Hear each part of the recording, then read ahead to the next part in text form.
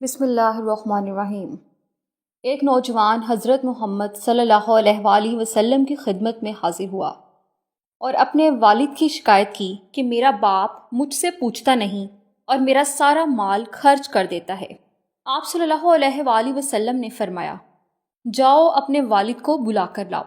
جب اس شخص کے والد کو پتہ چلا کہ بارگاہ رسالت صلی اللہ علیہ وآلہ وسلم میں اس کے بیٹے کی طرف سے شکایت لگائی گئی ہے، اور یہ سن کر اس کا دل بہت رنجیدہ ہوا اور اداس دل کے ساتھ دل ہی دل میں کچھ اشعار کہے جو کہ خود اس کے کانوں نے بھی نہیں سنے۔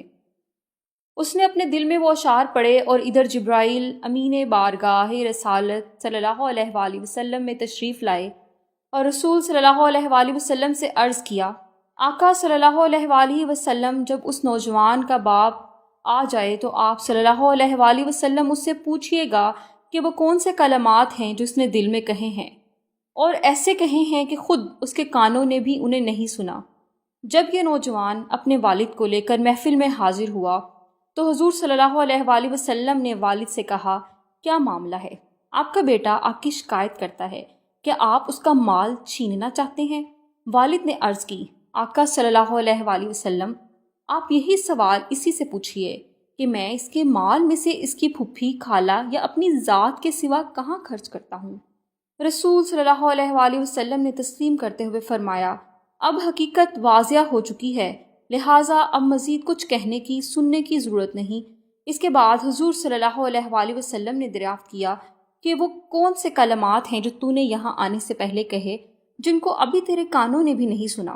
وہ مخلص صحابی تھے، یہ سن کر رونے لگے اور انہوں نے عرض کیا، یا رسول اللہ صلی اللہ علیہ وآلہ وسلم، ہر معاملے میں ہمارا آپ پر ایمان و یقین بڑھا دیتے ہیں، یعنی جو بات کی نہیں، حتیٰ کہ میرے اپنے کانوں نے بھی نہیں سنی، اس کی آپ صلی اللہ علیہ وآلہ وسلم کو معجزانہ طور پر اطلاع ہو گئی۔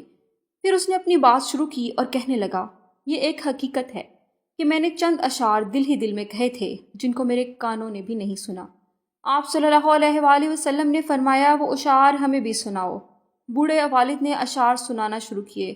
اشعار کا اصل لطف تو عربی میں ہی ہے، لیکن یہاں ان کا اردو میں مفہوم کہہ دیتا ہوں۔ باپ نے کہا، میں نے تجھے بچپن میں غذا دی اور جوان ہونے کے بعد تیری ذمہ داری اٹھائی، تمہارا کھانا پینا سب میری ہی کمائی سے تھا۔ جب کسی رات میں تمہیں کوئی بیماری درپیش ہوئی، کوئی تو تمہاری بیماری کی وجہ سے تمام رات بے فکری اور بے قراری میں گزاری، یوں لگتا جیسے گویا تمہاری بیماری تمہیں نہیں مجھے لگی ہے۔ میرا دل ہر وقت تمہاری ہلاکت سے ڈرتا رہا، کیونکہ مجھے معلوم تھا کہ موت کا ایک وقت مقرر ہے۔ پھر جب تم عمر کے اس حصے اور حد تک پہنچ چکے تھے جس کی مجھے تجھ سے تمنا رہتی تھی، تم نے میری محنتوں کا صلہ سختی اور محنت کلامی بنا، گویا صرف تم کی مجھ پر احسان و انعام کر رہے ہو۔ کاش تم سے اگر میرے باپ ہونے کا حق ادا نہیں ہو سکتا تھا تو کم از کم ایسا ہی کر لیتے جیسا ایک شریف پڑوسی سلوک کیا کرتا ہے، تو کم از کم مجھے پڑوسی کا حق تو دے دیا ہوتا اور خود میرے ہی مال میں سے میرے حق میں بخل سے کام نہ لیا ہوتا۔ اشعار سناتے سناتے ان کی نظر رسول صلی اللہ علیہ وآلہ وسلم کے چہرے مبارک پر پڑی تو دیکھا کہ آپ صلی اللہ علیہ وآلہ وسلم اتنا روئے، آپ صلی اللہ علیہ وآلہ وسلم کی داڑھی مبارک آنسوؤں سے تر ہو گئی۔ اشعار سننے کے بعد رسول اللہ صلی اللہ علیہ وآلہ وسلم جلال میں آ گئے اور اس نوجوان سے فرمایا، تو بھی اور تیرا مال بھی سب تیرے باپ کا ہے۔ یہ واقعہ سبق ہے نوجوان نسل کے لیے جو یہ سمجھتے ہیں کہ ہمارے بوڑھے ماں باپ نے ہمارے لیے کیا کیا۔ اولاد جوان ہونے کے بعد باپ کی محنت و مشقت اور مہربانیاں بھول جاتی ہے۔ نوجوان بیٹا ہاتھ آئی دولت پر اپنا حقیقی وجود لاتا ہے جسے صرف اسی کے خون پسینے کی کمائی ہے۔ ہمیں اس واقعہ کو سامنے رکھتے ہوئے، رسول صلی اللہ علیہ وآلہ وسلم کے فرمان کو سامنے رکھتے ہوئے والدین کی قدر کرنی چاہیے۔